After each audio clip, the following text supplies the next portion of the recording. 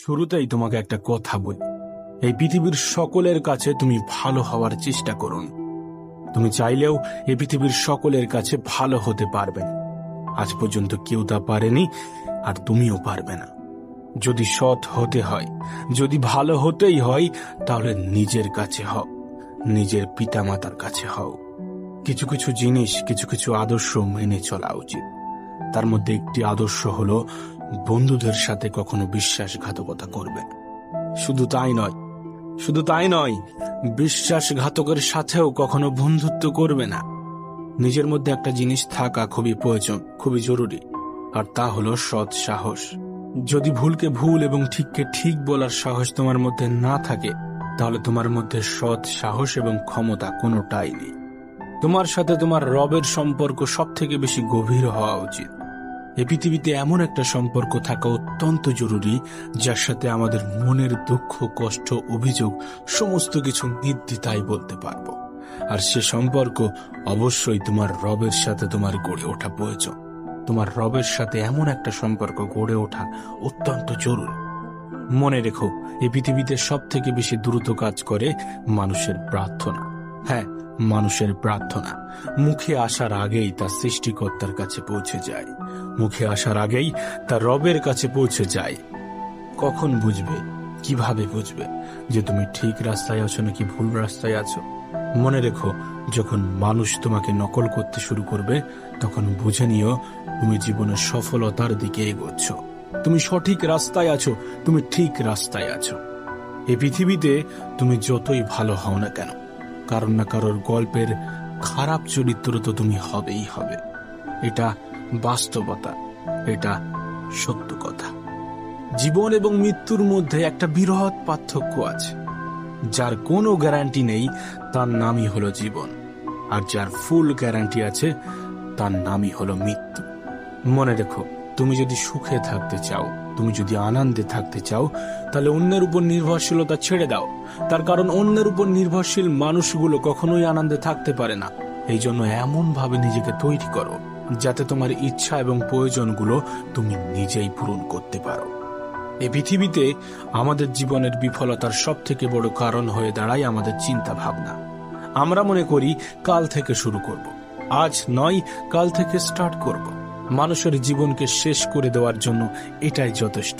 প্রিয় ভাই আমার, যদি তুমি সফল হতে চাও, তাহলে কাল নয়, আজ থেকে শুরু করতে হবে, এখন থেকে শুরু করতে হবে।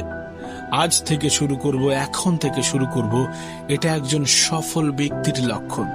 আর তুমি যদি সফলতা পেতে চাও, এ লক্ষণ তোমার মধ্যে ফুটিয়ে তুলতে হবে, এ লক্ষণ তোমার মধ্যে জাগিয়ে রাখতে হবে। একটা বইয়ের কাভার পেজ দেখে যেমন বইয়ের ভিতরে কি আছে তা জাজ করা উচিত নয়, ঠিক তেমনি মানুষের চেহারা দেখে সেই মানুষটাকে জাজ করা উচিত নয়। তার কারণ মনে রেখো, চেহারার তুলনায় বড় মুখোশ পৃথিবীতে আর কিছু নেই। মনে রেখো, নিজেকে সুখে রাখার দায়িত্বটা নিজেকেই নিতে হবে। হ্যাঁ, সবার থেকে পরামর্শ নিয়ে, কিন্তু সেটাই করো যেটা তোমার মন তোমাকে নির্দেশ দেয়, সেটাই করো যেটা তোমার মন তোমাকে পরামর্শ দেয়। এই পৃথিবীতে সফল ব্যক্তিরা কখনো ভাগ্যের উপর নির্ভর করেনি।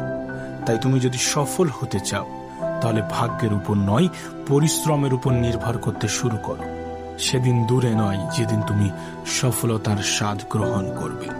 শোনো প্রিয় ভাই আমার, যদি তুমি সত্যিটাকে সত্যি এবং মিথ্যাটাকে মিথ্যা বলার সাহস রাখো, তাহলে তোমার বন্ধুর সংখ্যা একটু কম এবং শত্রুর সংখ্যা একটু বেশি হবে। এটাই স্বাভাবিক, এটাই বাস্তব, এটাই সত্য। মনে রেখো, কাউকে না চিনে তাকে বিশ্বাস করা এবং পরিশ্রম ছাড়া কোনো কিছুর আশা করা, উভয় ক্ষেত্রেই বিশ্বাস ভাঙার সম্ভাবনা প্রবল। তোমাকে আগেও বলেছি, এখনো বলছি, সকলের মন জয় করতে চেও। অপরকে ইমপ্রেস করার কোনো প্রয়োজন নেই, বরং নিজেকে নিজে ইমপ্রুভমেন্ট করতে থাকো। মানুষ নিজে থেকেই ইমপ্রেস হয়ে যাবে। না, সময়টা এখনো ফুরিয়ে যায়নি, এখনো সময় আছে। আর এই সময়টা তোমার। তুমি চাইলে সময়টাকে সোনার মতো মূল্যবান বানাতে পারো, আবার তুমি চাইলে সম্পূর্ণ সময়টা ঘুমিয়ে কাটিয়ে দিতে পারো। এটা তোমার উপর নির্ভর করছে তুমি তোমার সময়কে কোথায় ইনভেস্ট করো। অবশ্যই সময় তোমারও মূল্য দেবে, যদি তুমি তার সঠিক ব্যবহার করো। কিছু কিছু অভ্যাস নিজের মধ্যে তৈরি করতে হবে, যেমন কোনো খারাপ কাজ করার চিন্তা হলে সেটা পরের জন্য পিছিয়ে দিতে হবে।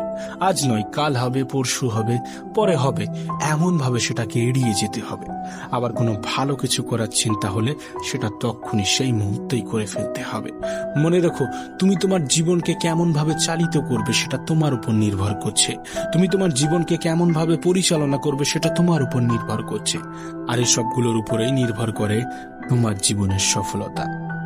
মনে রেখো, তোমার জীবনের রিমোট কন্ট্রোল কিন্তু তোমার হাতেই আছে। উপরওয়ালার হাতে আছে, কিন্তু সেটা তিনি তোমার হাতেই দিয়ে রেখেছে।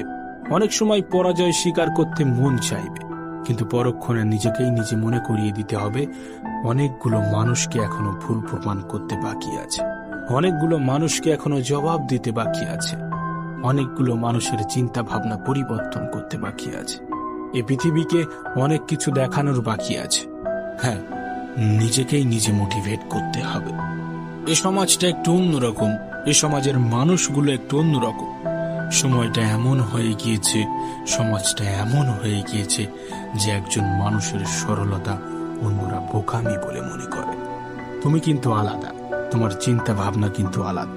সেই সকল মানুষ যারা নেগেটিভ চিন্তা রাখে তাদের থেকে নিজেকে আলাদা রাখার চেষ্টা করতে হবে। এছাড়াও আরো দু একটা জিনিসের উপরে তোমার ধ্যান রাখতে হবে, যেমন অহংকার। অহংকার খুবই বাজে একটা জিনিস। মানুষের পতনের সব থেকে বড় কারণ হয়ে দাঁড়ায় এই অহংকার। মনে রেখো, নিজের বয়স এবং টাকার উপরে কখনো অহংকার দেখিও না, কারণ যা কিছু গোনা যায় সেটা একদিন শেষ হয়ে যাবে। নিজের জীবনের উপরে কখনো রাগ দেখিও না, তার কারণ তোমার মতো জীবন পাওয়াটা হয়তোবা অন্য কারোর স্বপ্ন। জীবনটাকে এতটাও সস্তা করে তুলবে না যাতে কেউ এসে তোমার জীবনটাকে নিয়ে খেলার সাহস পায়। শেষে একটা কথাই বলব, জীবনটাকে দুই ভাবে উপভোগ করা যায়, জীবনটাকে দুই ভাবে উপলব্ধি করা যায়। এক, যেটা তোমার সেটাকে অর্জন করো, যেটা তোমার সেটাকে অর্জন করো। দুই, যেটা তোমার কাছে আছে সেটাকে পছন্দ করতে শুরু করো। এবং সর্বোপরি নিজের প্রতি বিশ্বাস রাখো। বিশ্বাস রাখো নিজের উপর, নিজের রবে।